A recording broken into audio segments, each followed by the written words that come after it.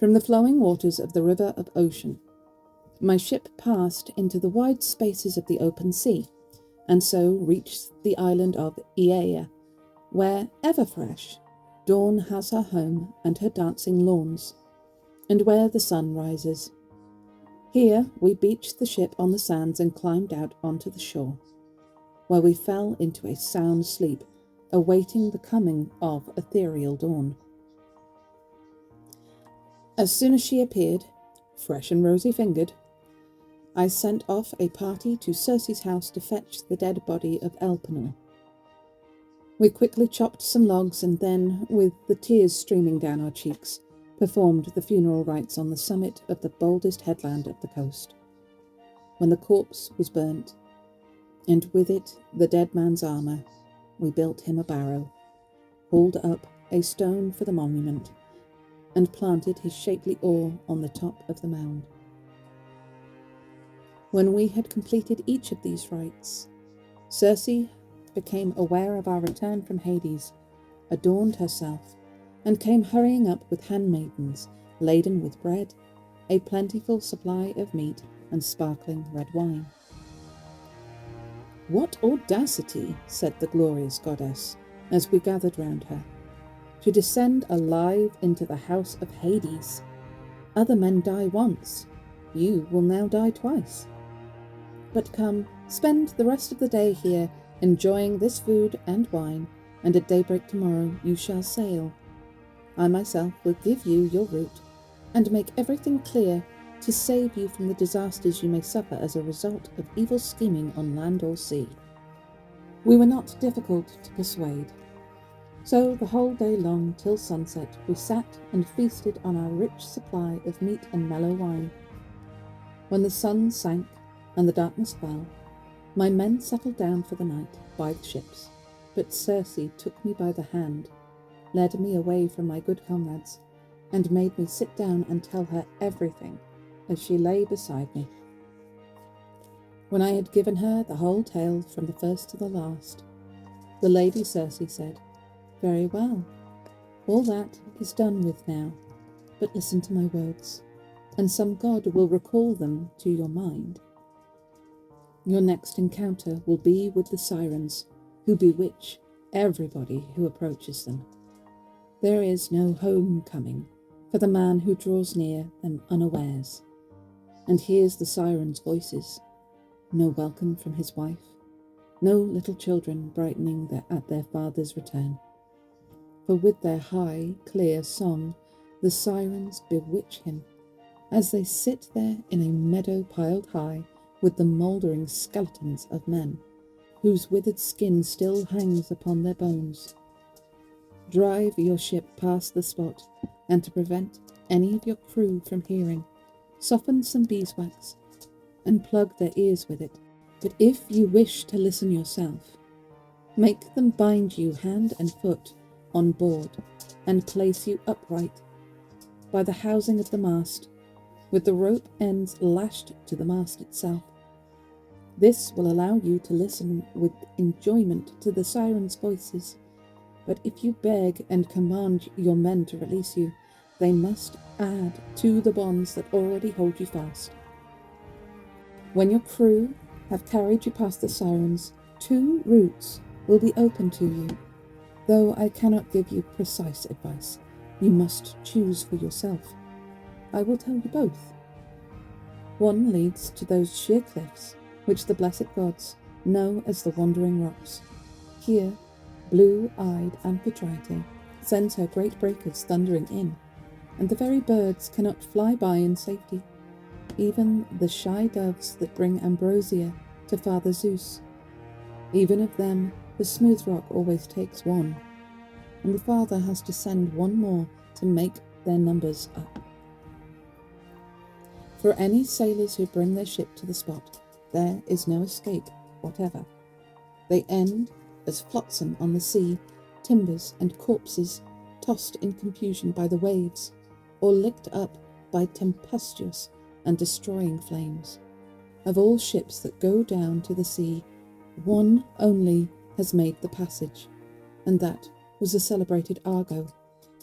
Homeward bound, from Aeetes' coast, and the waves would soon have dashed her upon the mighty crags if Hera, for the love of Jason, had not helped her past.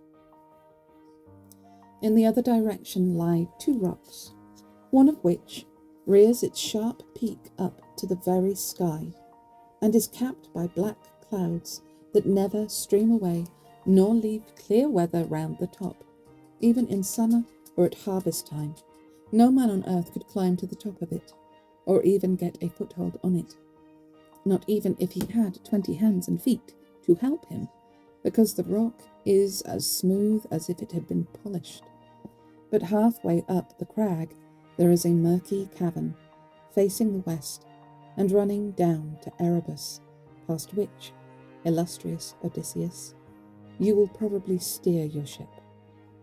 Even a strong young bowman could not reach the gaping mouth of the cave with an arrow shot from a ship below.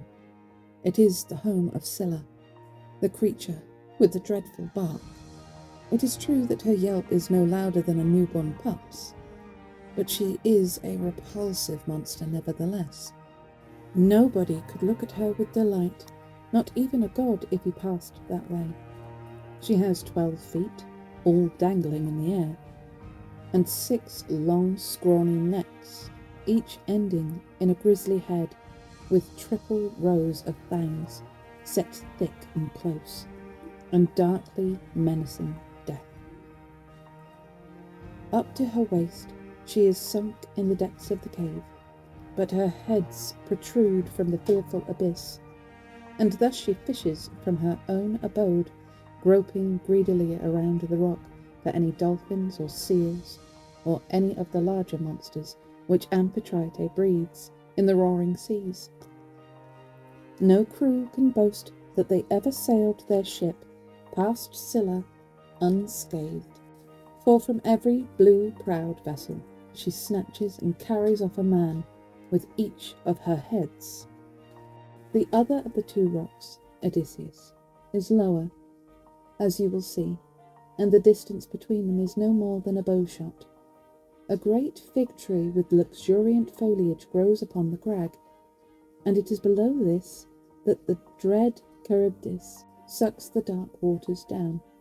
3 times a day she spews them up, and 3 times she swallows them down once more in her horrible way. Heaven keep you from the spot when she does this, because not even the Earthshaker could save you from destruction then. No, you must hug Scylla's rock, and with all speed drive your ship through, since it is far better to lose 6 of your company than your whole crew. Yes, goddess, I replied, but tell me this. I must be quite clear about it. Could I not somehow steer clear of the deadly Charybdis, yet ward off Scylla when she attacks my crew? Obstinate fool, the beautiful goddess replied. Again you are spoiling for a fight and looking for trouble. Are you not prepared to give in to immortal gods? I tell you, Scylla was not born for death. She is an undying fiend. She is a thing of terror, intractable, ferocious, and impossible to fight. No, against her there is no defence, and the best course of action is flight. For if you waste time by the rock in putting on your armour, I am afraid she may dart out once more, make a grab with all 6 heads, and snatch another 6 of your crew. So drive your ship past with all your might, and call on Crates, Scylla's mother, who whelped her into the world to be the bane of mankind. She will prevent her from pouncing out again. Next, you will reach the island of Thrinace, where many of the sun god's cattle and plump sheep graze. There are 7 herds of cattle and as many flocks of beautiful sheep, with 50 head in each. No births increase or deaths decrease their numbers, and to shepherd them they have goddesses with braided hair, the nymphs Phaethusa and Lampetie, children of Hyperion, the sun god, by the resplendent Narrator, whom their mother, when she had brought them up, took away to this new and distant home in Thrinace to watch over their father's sheep and crooked-horned cattle. Now, if you leave them untouched and fix your mind on getting home... Hello, guys. It was your sister, you dumbass. Now, if you leave them untouched and fix your mind on getting home, there is some chance that all of you may yet reach Ithaca, though not without suffering. But if you hurt them, then I predict the destruction of your ship and your company. And if you yourself contrive to escape, you will reach home late, in a wretched state, having lost all your comrades. As Circe came to an end, Dawn mounted her golden throne. The glorious goddess left me and made her way inland, while I went to my ship and ordered my man to embark and untie the horses. They did so promptly, went to the oars, sat down in their places, and all together struck the grey surf with their blades. Then Circe, that formidable goddess with the beautiful hair and a woman's voice, sent us the friendly escort of a favourable wind, which sprang up from astern and filled the sail of our blue-painted ship. We set the tackle in order fore and aft, then sat down, and the wind and the helmsman kept her on course. Then, perturbed in spirit, I addressed my men. "My friends," I said, "it is not right that only one or two of us should know the prophecies that divine Circe has made to me, and I am going to pass them on to you, so that we may all be forewarned, whether we die or escape the worst and save our lives." Her first warning concerned the Sirens with their divine song. We must beware of them, and give their flowery meadow a wide berth, but she instructed me alone to hear their voices. "You must bind me very tight, standing me up against the step of the mast and lashed to the mast itself, so that I cannot stir from the spot. And if I beg and command you to release me, you must tighten and add to my bonds." In this way I explained every detail to my men. In the meantime, our good ship, with that friendly breeze to drive her, fast approached the Sirens' Isle. But now the wind dropped. Some power lulled the waves, and a breathless calm set in. Rising from their seats, my men drew in the sail and threw it onto the hold, then sat down at the oars and churned the water white with their blades of polished pine. Meanwhile, I took a large round of wax, cut it up small with my sharp sword, and worked the pieces with all the strength of my fingers. The wax soon grew warm with my vigorous kneading, and with the rays of the sun god, Hyperion's son. I took all my men in turn and plugged their ears with it. Then they bound me hand and foot, standing me up by the step of the ship's mast, and then lashing me to the mast itself. I mean, she didn't actually say you had to listen to them. She said if you wanted to listen to them. This done, they sat down once more and struck the grey water with their oars. We made good progress, and had just come within call of the shore when the Sirens became aware that a ship was bearing down upon them, and broke into their high, clear song. "Draw near, illustrious Odysseus, man of many tales, great glory of the Achaeans, and bring your ship to rest, so that you may hear our voices. No seaman ever sailed his black ship past this spot without listening to the honey-sweet tones that flow from our lips, and no one who has listened has not been delighted and gone on his way a wiser man. For we know all that the Argives and Trojans suffered on the broad plain of Troy by the will of the gods, and we know whatever happens on this fruitful earth." This was the sweet song the Sirens sang. I'm not singing that to you. And my heart was filled with such a longing to listen that I ordered my men to set me free, gesturing with my eyebrows. But they swung forward over their oars and rowed ahead, while Perimedes and Eurylochus jumped up and tightened my ropes and added more. However, when they had rowed past the Sirens, and we could no longer hear the sound and the words of their song, my good companions were quick to clear their ears of the wax I had used to stop them, and to free me from the ropes that bound me. We had no sooner put this island behind us than I saw a cloud of spume ahead. What is spume? Shut up, you. And a raging surf, and heard the thunder of the breakers. My men were so terrified that the oars all dropped from their grasp and fell with a splash onto the sea, and the ship herself, now that the hands that had pulled the smooth blades were idle, was brought to a standstill. I went up and down the ship, stood by each man, and encouraged them with soothing words. "My friends," I said, "we are men who have met trouble before, and this trouble is no worse than when the Cyclops used his brutal strength to imprison us in his cave. Yet my courage, strategy, and intelligence found a way out for us, even from there, and I am sure that this too will be a memory for us one day. So now let us all agree to do exactly as I say.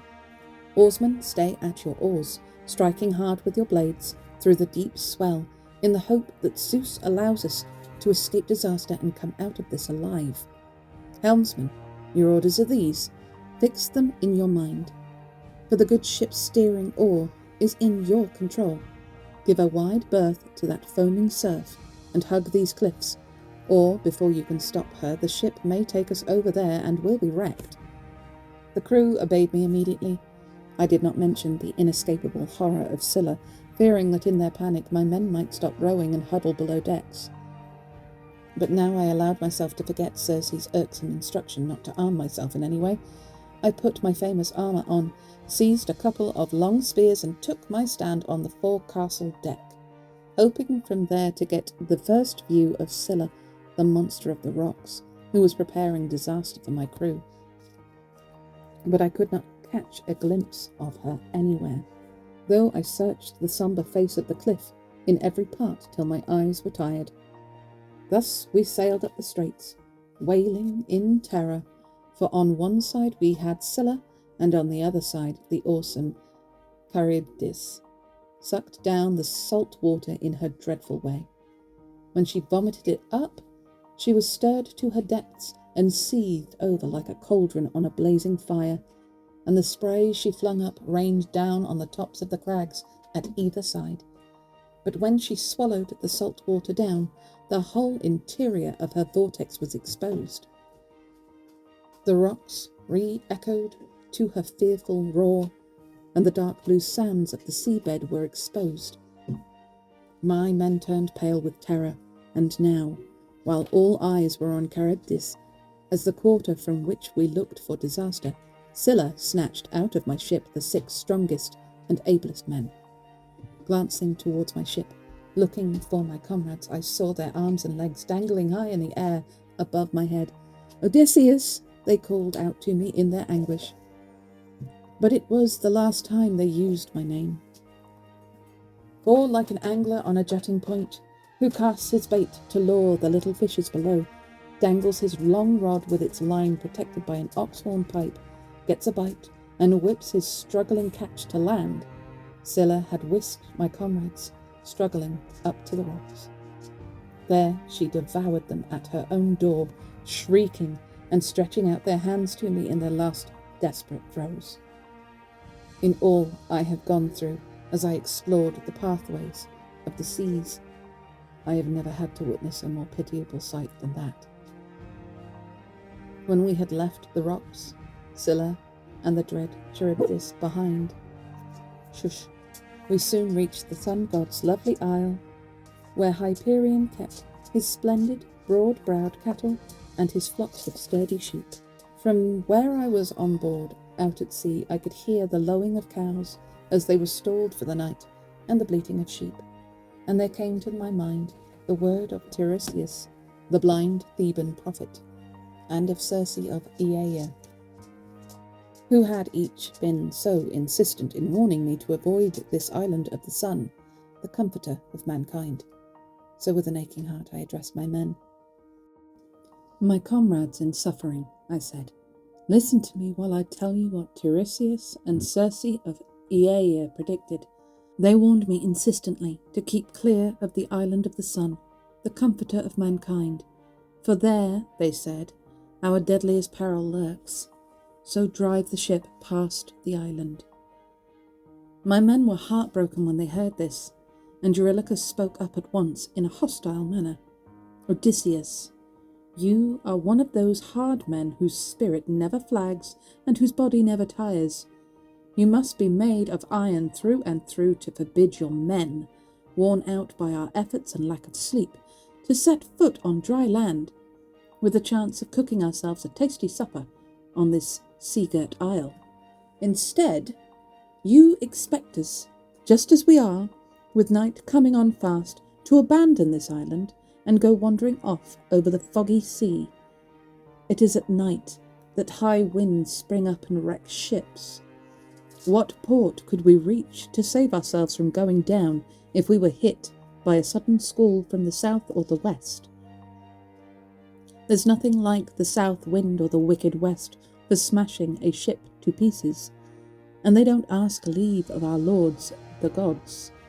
No, let us give in to the evening dusk and cook our supper by the side of the ship. In the morning we can go on board and put out into the open sea.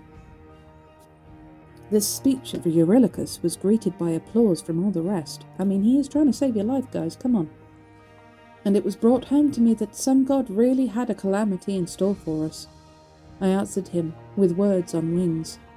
Eurylochus, I am one against many, and you force my hand. Very well, but I call on every man of you to give his solemn promise that if we come across a herd of cattle or a large flock of sheep, he will not kill a single ox or sheep in a wanton fit of recklessness. Just sit peacefully and eat the food that the goddess Circe has provided. The crew agreed and gave the promise I asked for. Famous last words. Accordingly, when all had sworn and completed the oath, we brought the good ship to anchor in a sheltered cove, with fresh water at hand, and the men disembarked and proceeded efficiently to prepare their supper. When they had satisfied their hunger and thirst, their thoughts returned to their dear comrades whom Scylla had snatched from the hollow ship and devoured, and they wept till soothing sleep overtook them.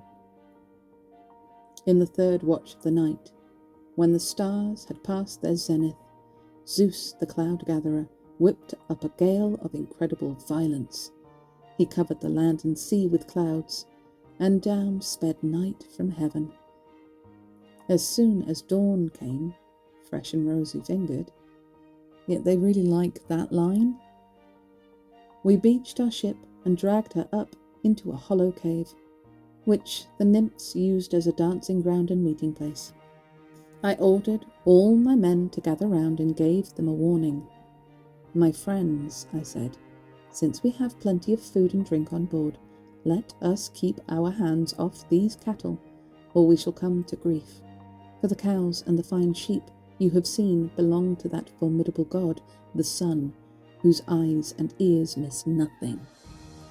My strong-willed company accepted this, and now for a whole month the south wind blew without a pause, and after that we had nothing but the south and the west winds. The men, so long as their bread and wine lasted, kept their hands off the cattle as they valued their lives. But when the provisions in the ship gave out, and the pangs of hunger sent them wandering with barbed hooks in quest of any game, fishes or birds which might come to hand, I went inland to pray to the gods in the hope that one of them might show me a way of escape.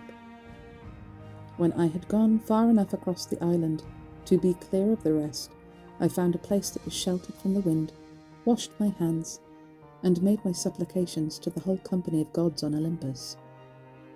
They then cast me into a pleasant sleep.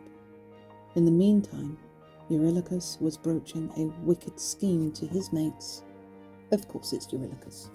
My comrades in suffering, he said, listen to what I have to say. To us wretched men all forms of death are abominable. I'd said the word. I'm usually not very good with that word. But death by starvation is the most miserable way to meet one's doom. So come, Let us round up the best of the sun's cows and sacrifice them in honour of the immortals who live in the broad sky. That is not a good idea. You have been told not to do that. If ever we reach our homeland in Ithaca, our first act will be to build Hyperion, the sun god, a magnificent temple, and fill it with precious offerings. Yeah, I think he just wants his sheep. But if in anger at the loss of his straight-horned herds, he chooses to wreck our ship with the support of the other gods, I would sooner drown instantly in a watery grave than waste away by slow degrees on a desert island. His ideas found favour with the rest, and they proceeded at once to round up the pick of the sun god's cattle. They had not far to go, for the fine cows with their broad foreheads and twisted horns used to graze in the neighbourhood of our blue-prowed ship.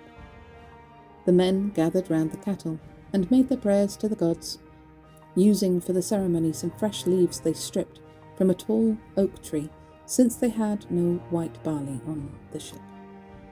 Their prayers done, they slit the cows' throats and flayed them, then cut out slices from the thighs, wrapped them in folds of fat, and laid raw meat above them. And since they had no wine to pour over the burning sacrifice, they made libations with water as they roasted all the entrails. When the thighs were burnt up, and they had tasted the inner parts, they carved the rest into tiny pieces and spitted them on skewers. Then it was that I suddenly awoke from my deep sleep and started on my way back to the vessel and the coast.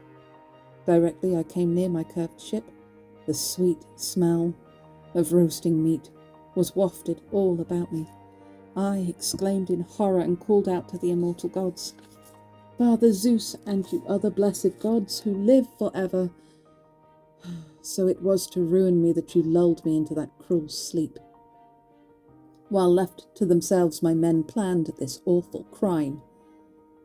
A swift messenger, Lampetie herself, Lampetie of the trailing robes, ran to the sun god Hyperion with news that we had killed his cattle, and in a fury he cried out to the immortals, "Father Zeus and you other blessed gods who live forever, take vengeance on the followers of Odysseus, son of Laertes. They have criminally killed my cattle, the cattle that gave me such joy every day as I climbed the starry sky, and as I dropped down from heaven and sank once more to earth. If they do not repay me in full for my slaughtered cows, I will go down to the realm of Hades and shine among the dead." It's a bit of a threat there, then. "Sun," the cloud-gatherer answered him, "shine on for the immortals and for mortal men on the fruitful earth. As for the culprits, I will soon strike their ship with a blinding bolt out of the wine-dark sea and smash it to pieces." This part of the tale I had from Calypso of the beautiful hair, who told me that she herself had heard it from Hermes the messenger. When I had come down to the sea and reached the ship, I confronted my men one after the other and rebuked them. But we could find no way of mending matters. The cows were dead, and the gods soon began to show my crew ominous portents. The hides began to crawl about, the meat, roast and raw, bellowed on the spits, and the sound, as of lowing cattle, could be heard. For 6 days my men feasted on the pick of the sun's cattle they had rounded up. But when Zeus brought the 7th day, the fury of the gale abated, and we quickly embarked and put out into open sea, after stepping the mast and hauling up the white sail. When we had left the island astern, and no other land or anything but sky and water was to be seen, Zeus brought a sombre cloud to rest above the hollow ship, so that the sea was darkened by its shadow.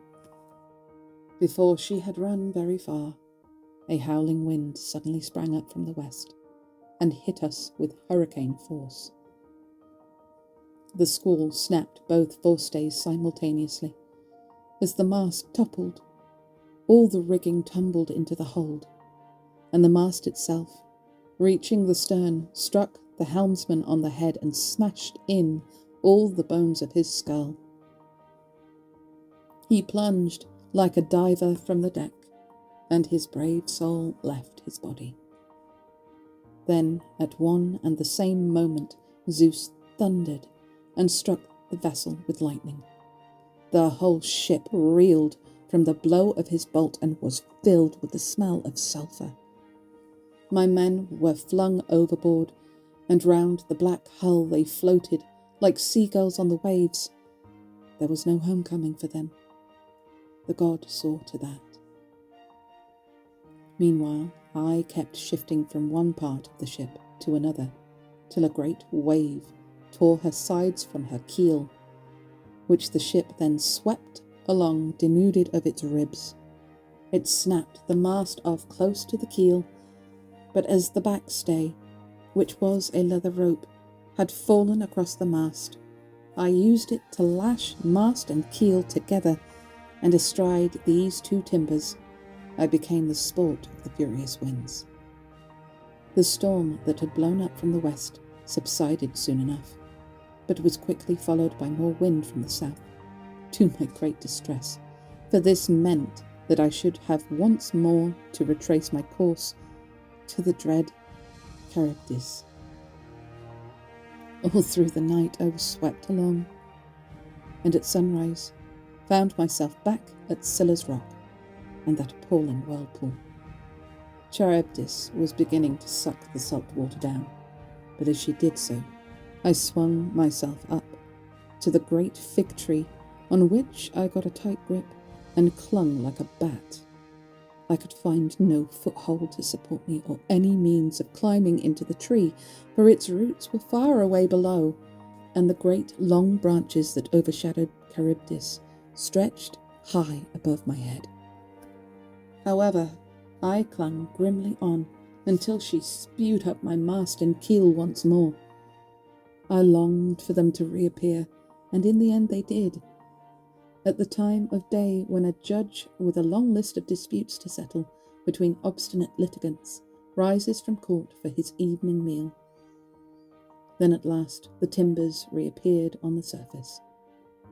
I let go and dropped, with my sprawling hands and feet, to splash into the water clear of the great logs. I clambered onto them and paddled along with my hands, and thanks to the father of men and gods, Scylla did not catch sight of me. Otherwise nothing could have saved me from certain death.